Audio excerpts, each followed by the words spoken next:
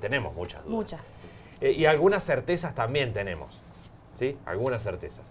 Bueno, está José Simonera, que es el presidente del Consejo Profesional de Ciencias Económicas, ya en comunicación con nosotros, y lo saludamos. José, ¿cómo va? Buen día.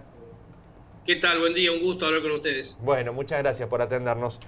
Bueno, del paquete de anuncios que hizo ayer Martín Guzmán, la primera pregunta es si aquí hay una devaluación encubierta o no, con este recargo del 30 para la compra de lo que era hasta ahora el dólar ahorro, ¿no? Acá lo que hay en este paquete es un incremento de la presión tributaria. No es que desdoblaron el tipo de cambio, aunque virtualmente está desdoblado. Aquel que quiera comprar para atesorar por los $200 que se puede hacer, o el que viaje y quiera consumir con tarjeta de crédito, tarjeta de débito o con cheque viajero, el medio de pago que quieran, va a tener que pagar un 30% más. Pero el 30% es un impuesto. Claro. Es un impuesto y que no se toma cuenta de otros impuestos. Es un nuevo impuesto. Claro. La verdad que los argentinos tenemos una capacidad muy grande de crear impuestos que siempre son transitorios y que nunca luego son quitados.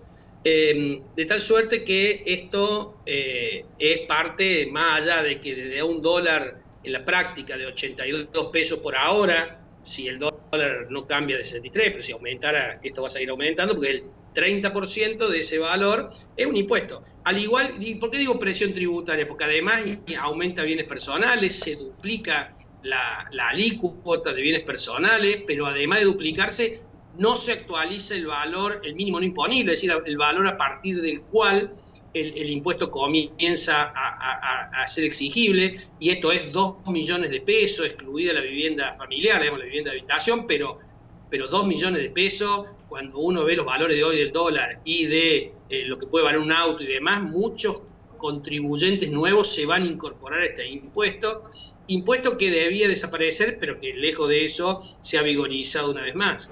Y digamos, y alguna otra medida como incremento de impuestos internos para celulares, para autos. Digo, la verdad que este paquete, más allá de tener algunos el cumplimiento de algunas promesas electorales, como alguna mejora para los jubilados, es básicamente un paquete que tiene una presión tributaria muy alta sobre la clase media. Bueno, presión tributaria que viene a reforzar una presión tributaria que ya era altísima, ¿no? En la Argentina estamos en niveles, lo mencionábamos en los días anteriores, está la famosa curva de Laffer, ¿no? Que generalmente explican los economistas para advertir hasta qué punto una presión tributaria genera mayores ingresos al Estado y a partir de qué punto, cuanto mayor presión, menor recaudación, ¿no? Sí, la verdad que Argentina nos destacamos en la región, y te diría casi que en el mundo, por la presión tributaria que soportamos, ¿no? Soportamos la presión más alta de toda la región, pero además y tenemos un gasto público que es financiado por esa presión tributaria también de los más altos de la región, con un agravante que es un gasto público con poca eficiencia, digamos, que no puede resolver los problemas que tenemos los argentinos, porque si bien damos subsidios, no resolvemos el problema de la pobreza, porque no dimos empleo, digamos. Si bien digamos, se invierte mucha plata, un porcentaje alto del PBI en educación, o se aumentó el porcentaje del PBI que se dedica a educación, la calidad de nuestro estudiante no es buena, y lo demuestran las recientes pruebas, digamos, PISA, ¿no? Donde estamos entre los peores de Latinoamérica. Así que la verdad que tenemos un gasto público muy grande, muy ineficiente, que no ha resuelto los problemas que tenemos en la sociedad, ni lo de seguridad, ni lo de salud, ni lo de educación, ni ha logrado sacar gente de la línea de pobreza. Por el contrario, sumergió gente bajo la línea de pobreza. Y por otro lado, ese gasto, para financiar ese gasto público, cuando hablo de gasto público, hablo de nación, provincia y municipio, todo junto. Porque otra cosa de lo que hace este paquete es suspender la vigencia del pacto fiscal que habían firmado los 19 gobernadores con el presidente Macri, donde los gobernadores se comprometían a bajar ingreso bruto y desaparecer sello. Bueno, eso se suspende, es decir, no va a bajar ingreso bruto y no va a desaparecer sello, va a quedarse en la situación como la que hemos tenido este año. Así que digo, esto es una presión tributaria que hace que muchas actividades en Argentina no puedan competir con la región y obliga incluso a generar un proteccionismo para las industrias argentinas para que puedan sobrevivir, porque con esta presión tributaria no se puede ser competitivo. José, buen día. Javier lo saluda. Una de las cuestiones que tocó el ministro Guzmán ayer, bueno, tiene que ver con el tema de la deuda. ¿Hasta qué punto nuestros acreedores pueden estar, digamos, entre comillas, dispuestos a aceptar un ofrecimiento en términos de, bueno, suspender o al menos tratar de patear esta deuda por un par de años? Yo creo, Javier, que es un muy buen momento para renegociar la deuda con los acreedores internacionales. Recordemos a la audiencia que en el mundo la tasa de interés es casi cero, ¿no? Estados Unidos tiene una tasa de interés de 1 punto y algo, y hay países como Alemania o Japón que tienen tasa negativa, es decir, te cobran para que vos le puedas prestar plata al Estado. Esto que a nosotros nos resulta muy raro, pero es así. Entonces digo, con una tasa que está cercana a cero, digamos, hay muchos fondos comunes de inversión que tienen que rentabilizar sus inversiones, que estarían dispuestos a aceptar de Argentina una baja en los intereses. Por ejemplo, hoy un bono de Argentina rinde entre 7, no hoy, ¿no? En nominal, digamos, lo que paga el cupón entre un 7 y un 8,75% anual, con lo cual ahí me parece que hay espacio para lograr una baja de los intereses, por ejemplo, a 3, a 4, me parece que es probable que un acreedor externo lo acepte, y a nosotros nos mejora mucho el perfil de esa deuda. También es posible plantearle una espera a los fondos comunes de inversión, y en esa espera me parece que hay margen para que la dé. Acá lo más difícil, más que los privados, que ya tienen el valor castigado por lo que vale en el mercado del título, donde las paridades se han destruido, han bajado 40% los bonos, y más allá de que ayer revirtieron como consecuencia de este paquete fiscal que demuestra que el Estado va a recaudar y va a poder pagar parte de la deuda, pero digo, me parece que lo más difícil es renegociar con el Fondo Monetario Internacional, donde el Fondo Monetario Internacional, para extendernos los plazos, nos va a pedir reformas estructurales. Entonces posiblemente este gobierno políticamente no esté dispuesto a hacer las reformas estructurales, pero sí me parece que está haciéndole gestos al Fondo Monetario Internacional como estos, donde va a mejorar la recaudación entre 1,5 puntos y 2 puntos del PBI, como para que nos refinancie, nos den un nuevo stand-by, digamos, para refinanciar los vencimientos de los próximos 2 años. José Fernanda lo saluda, buen día. Buen día, Fernanda. Bueno, veíamos todas estas medidas para principalmente inyectar dinero rápidamente en las personas y recaudar más dólares. Ahora, ¿vamos a tener algo de eso? ¿Se va a poder recaudar más dólares con retenciones o con este panorama hacia las exportaciones? ¿Y va a tener la gente más dinero para el consumo? A ver, los dólares los genera la exportación. La retención lo único que va a hacer es generar mayor cantidad de impuestos, mejorar los ingresos fiscales del Estado.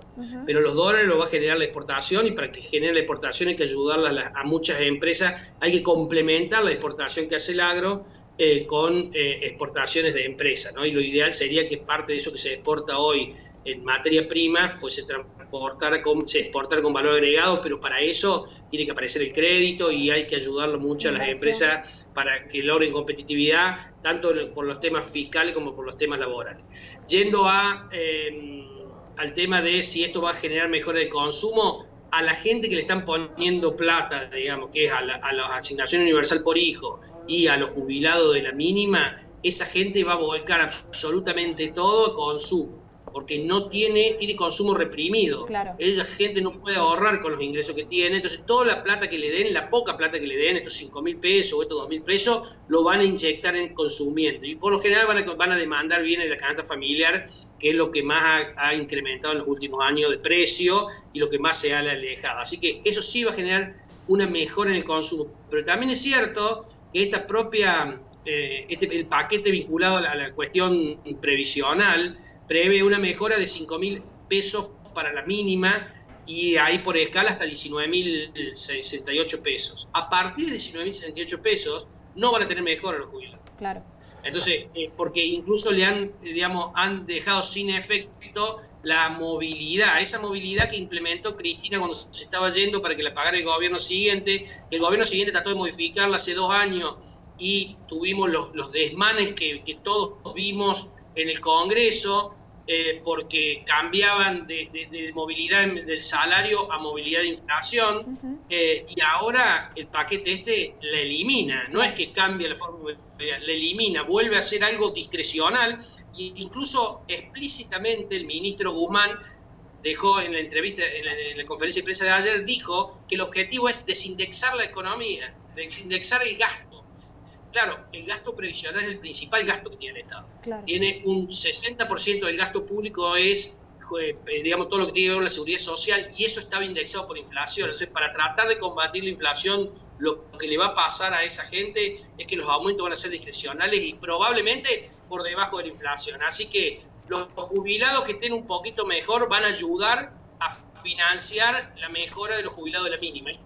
Vamos, digamos, una tendencia a igualar las jubilaciones casi para todo el mundo, porque si por encima de 19.068 pesos no tiene mejora, rápidamente la inflación va a ir erosionando esos ingresos.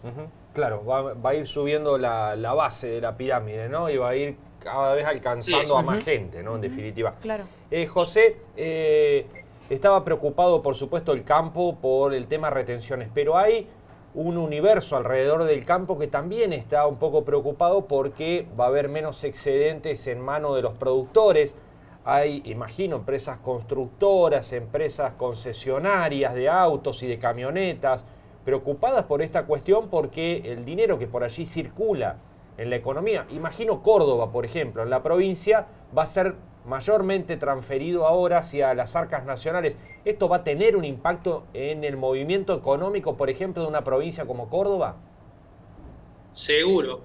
¿Por qué? Porque lo que antes le quedaba al productor en el bolsillo y el productor lo volcaba en consumo, en inversión en la provincia de Córdoba, ahora va a ser detraído por un aumento en las retenciones que va a ir a rentas generales.